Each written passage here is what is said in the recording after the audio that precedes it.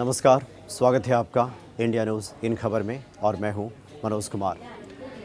1984 जिस वक्त तत्कालीन प्रधानमंत्री श्रीमती इंदिरा गांधी की हत्या हुई थी, उसके बाद जो सिख विरोधी दंगे हुए थे उसमें लगभग 3500 सिख मारे गए थे। लगभग 3000 के करीब सिख तो अकेले दिल्ली में ही मारे गए थे।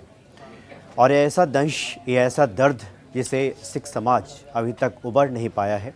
इसको लेकर कई बार जांच हुई, जांच प्रक्रिया आगे बढ़ी, कांग्रेस के कई बड़े नेताओं का नाम इसमें सामने आया, लेकिन आखिरी निष्कर्ष तक, आखिरी नतीजे तक कभी ये केस पहुंच नहीं पाया।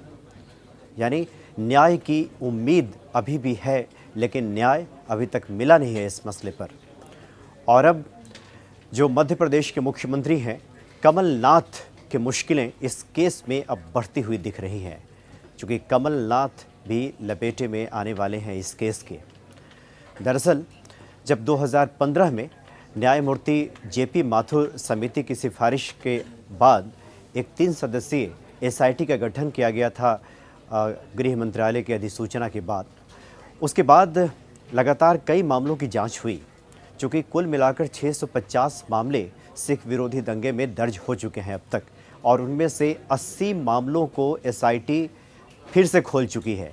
यानी 80 मामलों की जांच शुरू हो गई है और इसी जांच के क्रम में कमलनाथ का नाम सामने आ रहा है।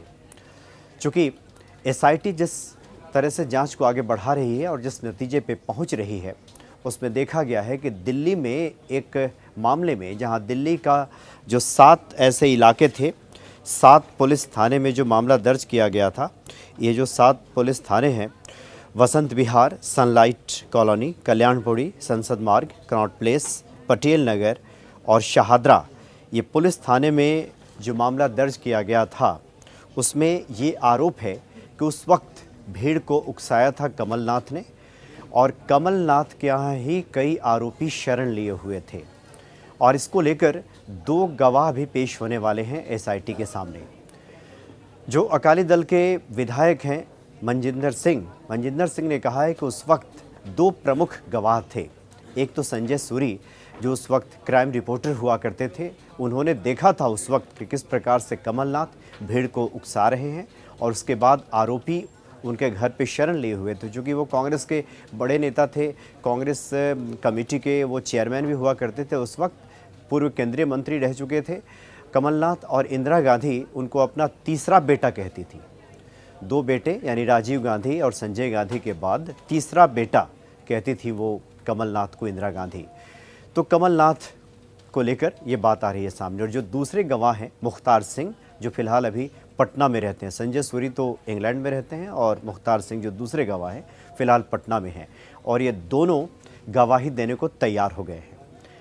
अभी तक जितने भी मामले दर्ज हुए हैं सिख दंगे को लेकर, उसमें कमलनाथ का नाम कभी सामने नहीं आया था। यूँ कहें कि पुलिस एफआईआर में कमलनाथ के नाम का जिक्र नहीं था। लेकिन एसआईटी ने जो जांच शुरू की है और जो 2 गवाहों के गवाही होने की जो बात आ रही है, उसमें कहा जा रहा है कि ये 2 गवाह तैयार हैं ये बताने के लिए कि कमलनाथ की भूमिका उस वक्त क्या थी। यानी कमलनाथ ने उकसाया था उस वक्त भीड़ को कि सिखों की हत्या करें दिल्ली में। जिन 7 थानों का मैंने जिक्र किया, इन 7 थानों की पुलिस थाने में जो रिपोर्ट दर्ज हैं उसको फिर से एसआईटी जांच करने में जुटी हुई है। तो ये बहुत संभव है कि बहुत जल्द इन गवाहों की गवाही पूरी हो जाएगी, और उसके बाद जो मध्य प्रदेश के तत्कालीन अभी के जो मुख्यमंत्री हैं कमलनाथ, उनकी मुश्किलें बढ़ जाएंगी। ये पूरी प्रबल संभावना इसकी दिखाई दे रही है, क्योंकि जीपी माथुर समिति ने जो सिफारिश की थी और ये कहा था उस वक्त कि सिख दंगे की जांच में कई त्रुटियां रह गई हैं, कई खामियां रह गई हैं, और उसके बाद उनकी अनुशंसा पे एक एसआईटी का गठन किया गया था, और 3 सदस्यीय एसआईटी अभी इस पूरे मामले की जांच कर रही है, और 80 मामलों को, 650 मामलों में से 80 मामलों को वो फिर से खोल चुकी है और इसकी जांच प्रक्रिया को आगे बढ़ा रही है। और इसी क्रम में कमलनाथ का नाम भी सामने आ रहा है। तो बहुत संभव है कि आने वाले दिनों में कमलनाथ काफ़ी मुश्किलों में दिखाई दे। फिलहाल इतना ही, नमस्कार। इन खबर चैनल को सब्सक्राइब करें और बेल आइकन दबाना ना भूलें।